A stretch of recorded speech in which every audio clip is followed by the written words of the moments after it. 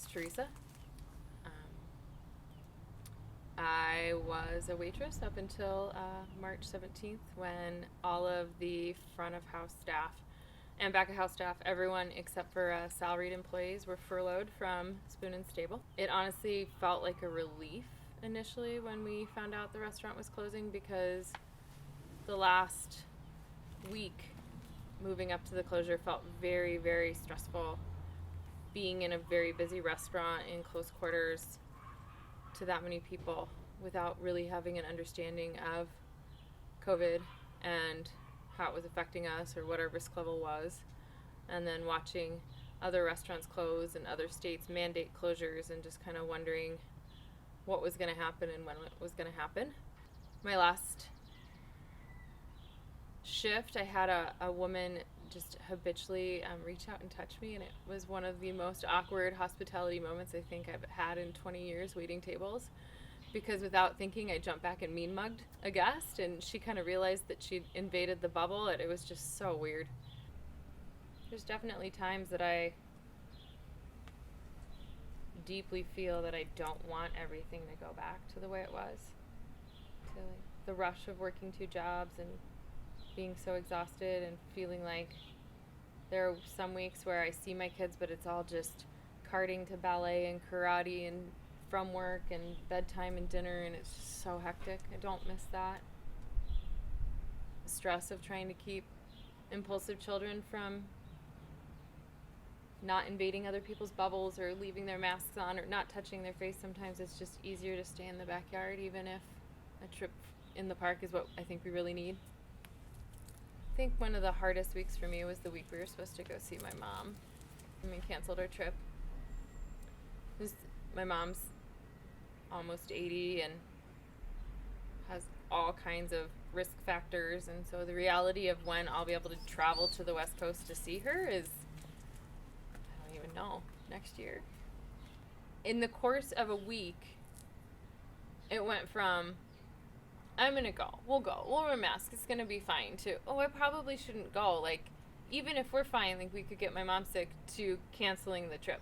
And then by the following Monday, I had lost my full-time and my part-time job, and neither of my kids had school anymore. It was crazy.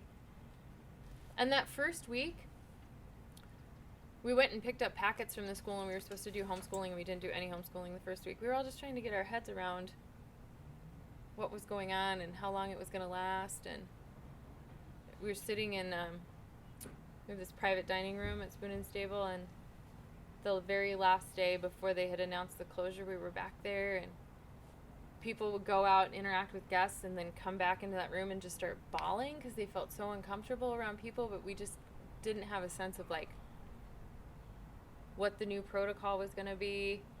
I mean, I went and sat in the corner of the backyard one day just so I could feel like I could talk freely and curse and really let go of all the different things I was thinking and feeling.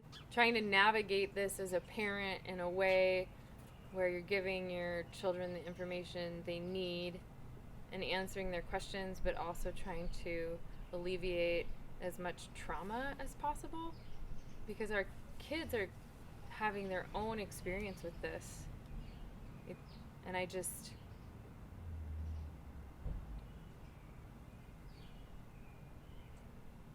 don't always know exactly how to help, especially with Leif and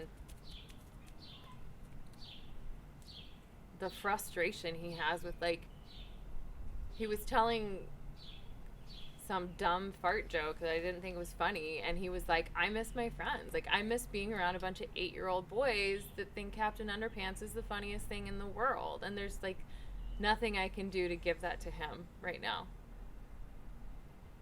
And it's hard. And Lucy wants to play with her little girlfriends and snuggle and giggle and dress up, and they're gonna have their own, like, decoding of this process, like, as they go through their childhoods and then again as adults. Lucy looked at her brother last week and she was like, can you breathe? Just out of nowhere. And he was like, yeah. And she's like, I think you have coronavirus. And he was like, I'm fine. And it was just like, you don't realize that it's there and they're thinking about it took Lucy almost 2 weeks to leave the house because in her preschool brain, like, she was like, it's everywhere. She was like, is it downtown? And I was like, well, there could be people downtown. Yeah, probably are people downtown with coronavirus.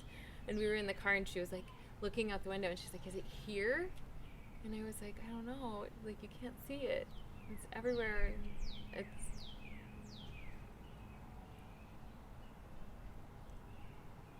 hard to not know what to say. I've had a lot of powerless moments in all this. As a parent, especially. I saw the Facebook post that Mayday had closed because one of the baristas tested positive. And that was my first, like, God, it's like, I go there 3 or 4 times a week to grab a coffee and a pastry. You know, Lucy and I eat breakfast in there probably twice a month. And that was my first, like, oh, it gets right here. And that was, like, all the same weekend that they announced that Minneapolis public schools were going to be closed. And it was just, like, that little bubble of, like, it's not right here, it's not me yet, popped really fast. When they announced that the parks were not going to open the pools for the whole summer, that was one of the first times I, like, had this just epically selfish, like, crying moment for my family, because our summer is in Powderhorn Park. That's where we play. Like, we're constantly processing things that just have never been a part, at least for, like, our age demographic. Like, we've never gone through something like this. The only thing is my 2 best friends, we were all, like, in our first year out of college, living in Seattle. And we all compared this to how we felt the week after September 11th. The 3 of us had kind of, like, temporarily lost our jobs. We didn't really lose our jobs, but we couldn't go into the office. And I remember sitting around with them a few mornings after it, and my friend John looked at me and he was like, nothing's going to be the same ever again. And that's very much how I felt early on in this.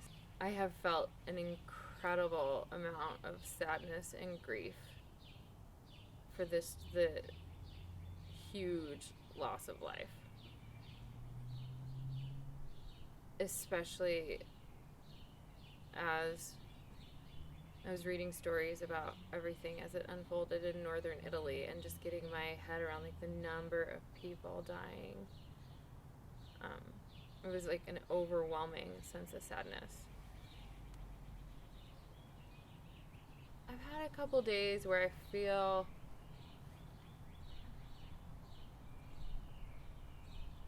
sort of on the edge of, like I could panic, like I could freak out. I'm really making conscious choices on those days to not pick up my phone, not look at news sources, and just hold on tight to what's near and dear, make some art with my kids, come outside. Because if you focus on what's so special and close and loving and right here, and if I hold my kids and we make popcorn and we watch a movie and we giggle, it makes my little sense of okayness feel safe and warm, and makes the huge unknown not so scary.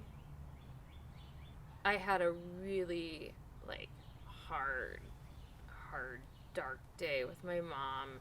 My mom's a very stubborn woman, and she was still going to the store, and I was just so pissed, and I was like, what are you doing? Like, you have so many people.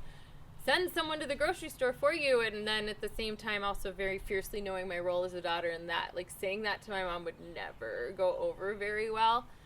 And then, like, just flip of the hat, my mom called me sobbing, which she rarely does, and was just like, I'm gonna die. She just was like, I'm gonna die. She's like, I've been a smoker, I'm almost 80, like, I'm gonna get coronavirus and die. And to hear her vocalize that just was this, like, stomach falling out. Like, I'd been riding that fear in the back of my brain and not articulated it, and it's scary. It's scary to think about elderly parents that aren't like in the peak of their health, and it would be